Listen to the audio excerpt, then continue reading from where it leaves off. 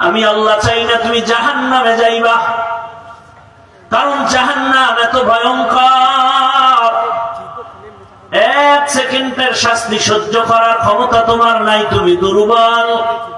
ওয়া খুলিকাল ইনসানু যায়ীফা, আমি মানুষ বড় দুর্বল করে বানাইছি। দুনিয়াতে সূর্যের গরম সহ্য করতে পারো না, জাহান্নামের গরম আরো কত কঠিন হবে, কিভাবে সহ্য করবা? অতএব আমার ভয় নিয়া মুসলমান হইয়া কবরে আসো। মুসলমান হওয়ার মানে হলো গুনাহ ছেড়ে দাও। পেছনে যে গুনাহ করেছি কি করবো? বলে তওবা করো, মাফ করে দিব। আমি আল্লাহ তোমাকে মাফ করার জন্য প্রতিদিন দরজা খুলে রাখছি, আসো। তুমি গুনাহ করছো 50 বছর লাগায়, বিশাল বড় পাহাড়, আমার আদালতে এসে যদি বলো আল্লাহ মাফ করে দাও, 50 বছরের গুনাহ একটা সেকেন্ডের মধ্যে মাফ করে দিব। আতিনা ফি দারে দুনিয়া না হাসান, আতিনা ফি দারে উকবা না হাসান, ইয়া গিয়াসাল মুস্তাগীসিন হদিনা ইফতিখারা বিল উলুমি ওয়াল গিনা। ও আমার যুবক বাবারা, বৃদ্ধ বাবাজি, পর্দার আড়ালের মা বোনেরা, কয়দিন আর দুনিয়ার হায়াত। কলিজার যুবক, স্কুলে পড়ো, কলেজে পড়ো, চাকরি করো, ব্যবসা করো, মনটাকে একটা কথাই বুঝাও, আর বয়ান শোনার দরকার নাই। একটা কথাই তোমার জীবনের মূল। মনটারে বুঝাইও রে মন, আমার মতো জেনারেল লাইনের যুবক, স্কুল কলেজে পড়ে, চাকরি করে, নামাজ পড়ে, আমার কপাল কেন খারাপ, আমি পারি না কেন? তোমার মতো যুবক নদীর মধ্যে মাছ ধরে, নামাজ পড়ে, তুমি পারো না কেন? জমিনে কৃষি কাজ করে, নামাজ বাদ দেয় না, তুমি পারো না কেন? শ্রমিকের কাজ করে, ফ্যাক্টরিতে, নামাজ ছাড়ে না, তুমি পারো না কেন? ও মা, আপনার মতো কত মা, কত বোন এই অঞ্চলে আছে, এখনো পর্দা করে, নামাজ পড়ে, স্বামীর মাল হেফাজত করে, নাই? ভিন্ন মা বোনেরা কেন মার্কেটে দৌড়ায় নিজের জীবনটাকে নষ্ট করলেন? আপনি তো একা নষ্ট হন নাই, আপনার আদর্শ দেখে সুস্থ জীবন নিয়ে দাঁড়াবে আপনার সন্তান। গাছ ভালো হলে ফল ভালো হবে, মা বাবার আদর্শ ভালো হলে সন্তান ভালো হবে। এরে আম্মা জান, আপনার আদর্শ কেন সন্তানকে দিতে পারলেন না? আপনি ডাক্তারের মা হবেন, তবে আদর্শবান ডাক্তারের মা হন। আপনি তো দুনিয়াতে দামি মা, আপনি তো ওই মা যে আপনার মতো মায়ের গর্ভ থেকে আব্দুল কাদের জিলানী আছেন। আপনি তো ওই ভাগ্যবতী মা যে আপনার মতো আরেকজন নারীর গর্ভ থেকে খাজা মাইনুদ্দিন আছেন। সে খাজা মাইনুদ্দিন লক্ষ লক্ষ বিধর্মী ভারতের মধ্যে তার হাতে কালেমা পড়েছে, মদিনা থেকে আসছিলেন। মায়ের কাছে আনন্দ, মায়ের সামনে হাসে। মঈনুদ্দিন এত আনন্দিত কেন? মঈনুদ্দিনকে আম্মা জান, আমার হাতে কালেমাওয়ালা বহু বিধর্মী মুসলমান হয়ে গেছে। আম্মা কয়, বাহাদুরি তোর না, সব আমি মায়ের বাহাদুরি। মঈনুদ্দিন বলেন, মা তোমার বাহাদুরি কি? বলে, বাবা তুই যখন আমার গর্ভে আসছো, এক রাত আর আমি ঘুমাইয়া কাটাই নাই। রাতের যখন গভীর, আসমানও ঠান্ডা, জমিন ঘুমায়, পাহাড় পর্বত নীরব, জঙ্গলের প্রাণীরা ঘুমায়, গাছের পাখিরা ঘুমায়, ওই সময় আমি অজু বানাইয়া যায় নামাজে বিছাইয়া সেজদায় পড়ে কান্না করেছি আর দোয়া করেছি, হে মালিক, আমার গর্ভের সন্তানটা তোমার ওলি হিসাবে দুনিয়ায় পাঠাইও। তুমি দুনিয়াতে আসার পর আমি ঘুমাই না, আমার বুকের থেকে তোমাকে যত দুধ পান করাইছি রে মঈনুদ্দিন, প্রায় 2 বছর তুমি আমার দুধ পান করছো। খোদার কসম, এক ফোঁটা দুধ আমি তোমার মুখে বিনা ওযুতে দেই নাই। ও পর্দার আড়ালের মা,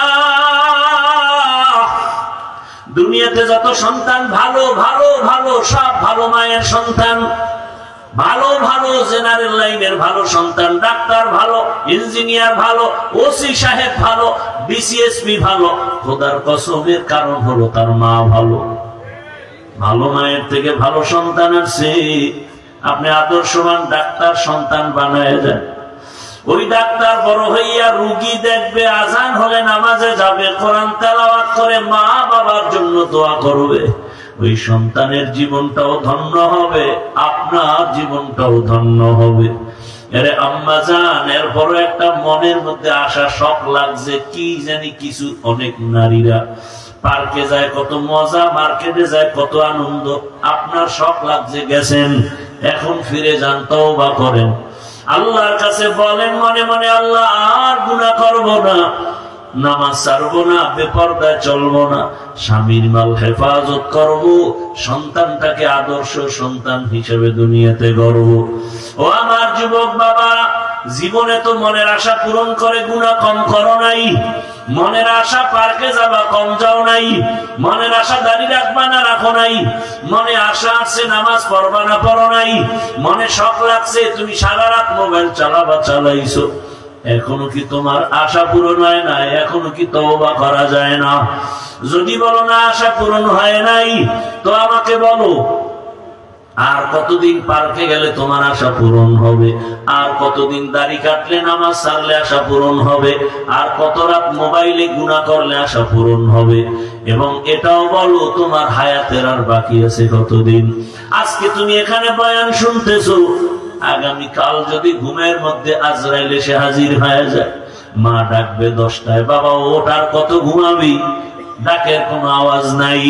হঠাৎ মা ভেতরে আসিয়া শরীরটার উপর একটু টাচ করে দেখবে, আমার বাবা সন্তানের শরীর পুরো শক্ত বরফের মতো ঠান্ডা। মা একটা চিৎকার মেরে বলবে, আয় তোরা কে আছো? আমার বাবা আর জিন্দা নাই, আমার আম্মু বলার মতো আর কেউ নাই। বাবাও কান্না করবে আর বলবে, ইমাম সাহেব আমার ছেলেটা মরে গেছে, জানাজা না দিয়ে কোথাও যাবেন না। সবার মধ্যে কান্নার আওয়াজ, তোমার আমার গায়ের গেঞ্জিটা বেলেট দিয়া কেটে কেটে রেখে দিবে। তোমার আমার ঘড়িটা আর একজনে হাতে নিয়ে বলবে, ঘড়ির মালিক আমি। মোবাইলটা আর একজনের মালিক হয়ে যাবে। তোমার আপন বন্ধুটা নাম্বার ডিলিট করে বলবে, আমার বন্ধু নাই, মোবাইলের নাম্বারটাও রেখে লাভ নাই। এবার তোমার বাবায় কাঁদবে আর বলবে, বাজারে কেউ যাও, কাফন কিনিয়ে আনো। আবার এক দলকে বলবে, পেছনে যাও, বাঁশবাগানে কবর খনন করো। আর এক দলকে বলবে, ঘরের পেছনে গরম পানি কর, মশারি টানাও। আমার বাবারে চির বিদায় দেওয়ার জন্য রেডি হো। গোসল করায়া যখন কাফনে পেঁচায় ফেলবে, যখন খাটে নিয়ে জানাজার ময়দানে নিবে, জানাজা জানালা দিয়া মা কাঁদবে আর বলবে, আমার বাবারে কোথায় নাও? লোকেরা বলবে, চির বিদায়। জানাজার ময়দান থেকে কবরে রেখে রাখা হবে। যেই মা রাতের বেলা উইটা উইটা আমি ঘুমাইছিলাম, কিন্তু মা মাঝে মাঝে ওইটা খবর নিছে। রাতের ঘুমের মধ্যে মা আইসা দেখে আমি মশারি টানাই নাই, মশায় কামড় দিতেছে। আমার ঘুমের মধ্যে আমার মা গোপনে মশারি টানাই দিছে। হঠাৎ বিদ্যুৎ চলে গেছে, ফ্যান চলে না, এসি চলে না।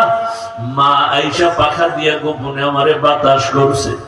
ওই মা কাঁদবে আর বলবে, আমার বাবারে আর একবার চেহারাটা দেখাও। আর জীবনে চেহারা দেখা হবে না। ও আমার যুবক বাবারা, পায়ে হাত রেখে বলি, তওবা করো। আর মা বাবারে কাঁদাইও না, কষ্ট দিও না। ওই মা বাবারে কষ্ট দেওয়ার কারণেই বুঝি তোমার চোখে এখন আর পানি নাই, আল্লাহ বেজার হয়ে গেছে। শিক্ষকের কষ্ট দেওয়ার কারণে আল্লাহ বেজার, তোমার কপাল পুড়ে গেছে। এখনো সময় আছে, মা বাবার দোয়া নাও।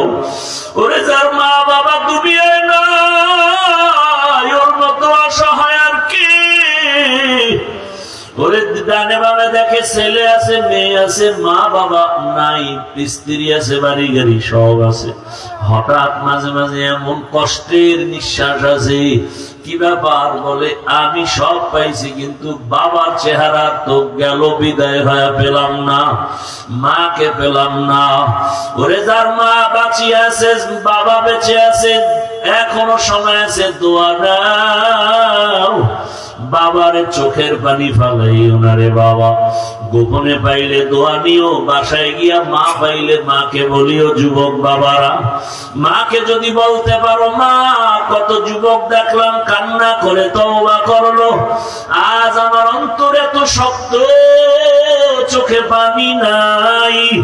ও মা, মনে হয় তোমারে কষ্ট দিয়েছি, আমার আল্লাহ বেজার, আজ আমি তওবা করেছি, আর দাড়ি কাটবো না, নামাজ ছাড়বো না, বেপরদায় চলবো না, নবীর আদর্শ মেনে চলবো, তুমি একটু দোয়া করে দাও, মাথায় হাত দাও। এ কথা বলা দেন মাত্রই দেখবা মায়ের চোখে পানি চলে আসবে। মা ডাকবে, বাবা আয়, মাথায় হাতটা দিয়ে কাঁদবে আর বলবে, আর সে আজিবের মালিক, আমার কলিজার বাবাটারে কবুল করে নাও। আমার মা যখন দোয়া করবে, আর সে আজিম থেকে কবুল হয়ে ফলাফল চলে আসবে। ও যুবকরা, স্কুলে পড়ো, কলেজে পড়ো, বাধা নেই, চাকরি করো, ব্যবসা করো, নবীর আদর্শের মালা গলায় লাগাও, আল্লাহর কাছে মনে মনে বলো আর তওবা করো।